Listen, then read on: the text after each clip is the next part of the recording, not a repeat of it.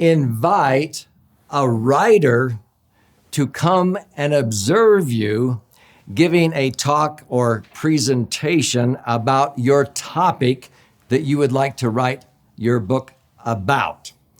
Get ready.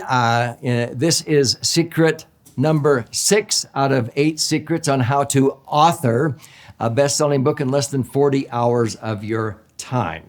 Hopefully, you have watched or viewed the previous 5 secrets. This is number 6. Get ready to take notes. This will be a game changer.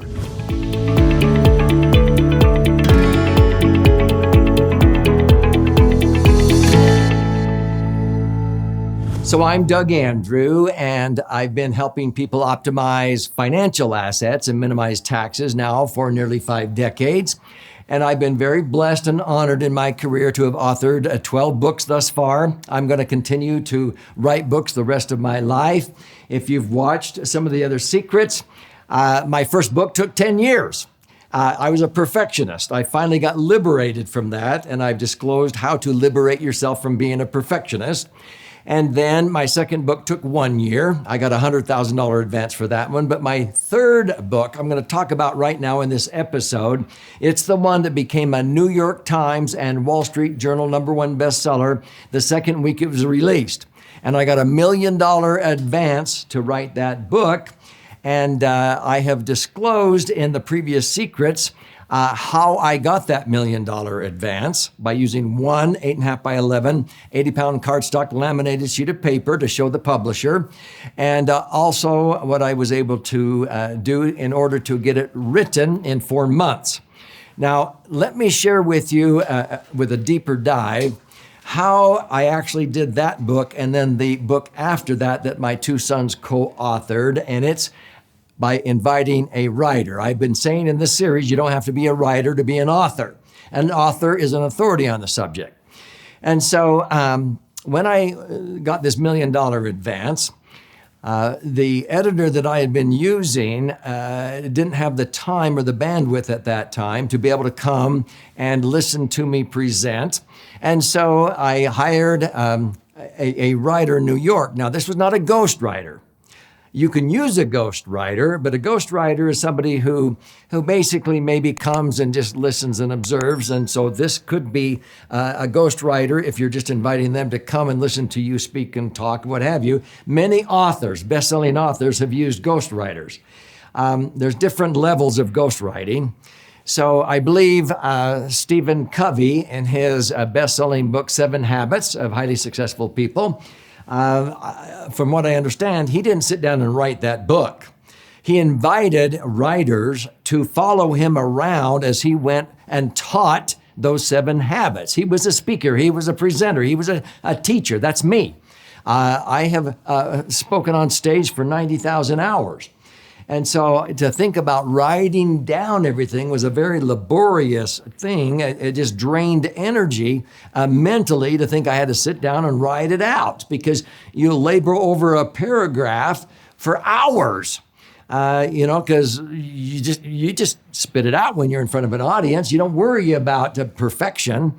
And so the writer that followed Stephen R. Covey around went to several of his presentations until he had taken enough notes that he just formulated into the book 7 Habits, and it became a bestseller.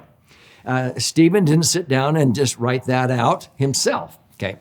And so knowing that, when I got a $1 million advance, I found a writer in New York, and I said, now, you don't have to be a ghostwriter, but I'm going to pay your airfare and lodging for you to come out to Salt Lake City, where I lived, for 3 days, because I'm teaching a 3-day clarity retreat to my audiences. And I want you to sit in the classes from 8 a.m. until 6 p.m. But the first day, from 6 to 10 p.m., I'm actually doing the public seminar. So you're going to hear me teach these concepts to the general public, and you're also going to hear me teach them to financial advisors. And then I want you to organize it into a book. Now, to be honest with you, she was an experienced writer and ghostwriter, and she resisted. She just kept dragging her feet and said, I do not see any value in this. I would rather just interview you over the phone. And I said, no, you will get more value in 3 days coming and sitting in the classroom. She didn't want to do it. After she came, she said, this was the best way ever that I have ever had enough information to write a book. This is going to be a bestseller, and it became a bestseller. But see, she resisted it because she was stuck in her rut of how she liked to interview authors and what have you. So I invited her. She came for 3 days. The first day, we started at 8 a.m. and we didn't get through until 10:30 at night. The next day, it was 8 a.m. to 6 p.m. And the next day, it was 8 a.m. to 6 p.m. And during those hours, if you add that up, that's 30 to 40 hours at least, she had enough content to write a 14-chapter book. Now, that book ended up becoming The Last Chance Millionaire, and it became a New York Times and Wall Street Journal #1 bestseller. And her name was Grace Lichtenstein. And she didn't use the same language I did, but by listening to me present in front of an audience, she heard my language and she adapted it, just like my editor, Heather Beers. She uses my language. She knows how I talk. And so that's why you want to have a writer or an editor that understands how you communicate so that it comes across in the conversational tone like you teach and talk. So the best thing I ever did was inviting Grace Lichtenstein to Salt Lake City for 3 days and paying her airfare and her hotel. That saved me a grundle. And so she came and she just took notes. And she recorded so she could go back and listen, and she took meticulous notes. And at the end of that 3 days, she just said, Doug, I've got your book. I've just got to go back now and compile it and organize it. But thank you. This would have taken 3 months to have interviewed you and had you dictate this, and I got it done in 3 days. She said, this was brilliant. Thank you for insisting that I did that. So let me just suggest that if you already know your content and you present it, you teach it, just invite a writer, an editor to come and listen to you present. And if they hear it once, twice, 3 times, they will take enough notes.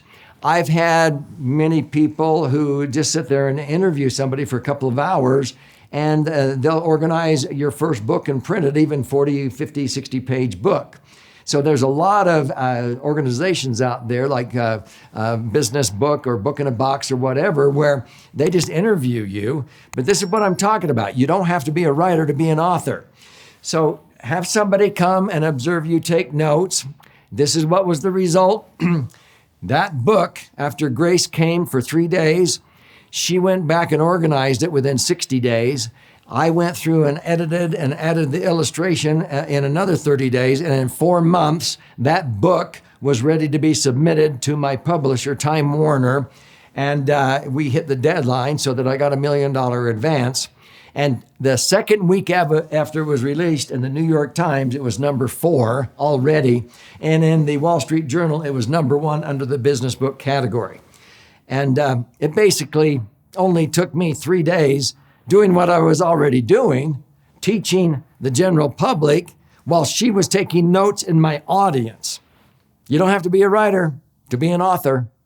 Because if you're an authority on a subject, just get somebody to come down and write and record and organize your book that you already know that you teach and speak about. Does that make sense?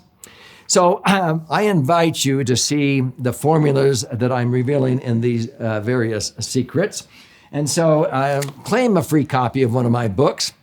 If you're an entrepreneur, I have written a book which is just digital, and it's called The 10 Keys Transformation. It discloses the 10 keys that I invested over $3 million in my life, sharpening my saw, as Stephen Covey would say, that took my business from $500,000 a year to over $5 million, 10 times in less than 60 months while simplifying my life. And so if you go to free10keysbook.com, you contribute a nominal amount towards the processing of that, and you can get a free copy of that. If you want to see a hard copy of this book, this has become a very powerful bestseller. This talks about the concept of the right brain, left brain approach. because this is 2 books in one. This side is about 200 pages, 14 chapters with all the charts and graphs, explanations for the left brain thinker. For the right brain learner, you flip it over and read this one and read it this direction. This is about 100 pages, 12 chapters with 62 chicken soup for the financial soul stories. This has been very popular, and it's been flying off of our warehouse shelves. You can go to laserfund.com, LESERfund.com. Click on the link below if there's one there to contribute a nominal amount toward the shipping and handling. I'll fire out a hard copy of that one. You can also see my formulas and these secrets in this book, Entitlement Abolition. How to lead your family from me to we and abolish entitlement mindset with your kids and grandkids and teach them responsibility and accountability. This book follows that formula, and you simply go to entitlementabolitionbook.com. Same thing, contribute a nominal amount towards the shipping and handling. I'll pay for the book and fire it out. If you can't tell, this is not about me, this is about you. I want to empower you to overcome the hurdles, the mental blocks where you think you maybe have to be a writer to be an author, and that's holding you back. No, you don't.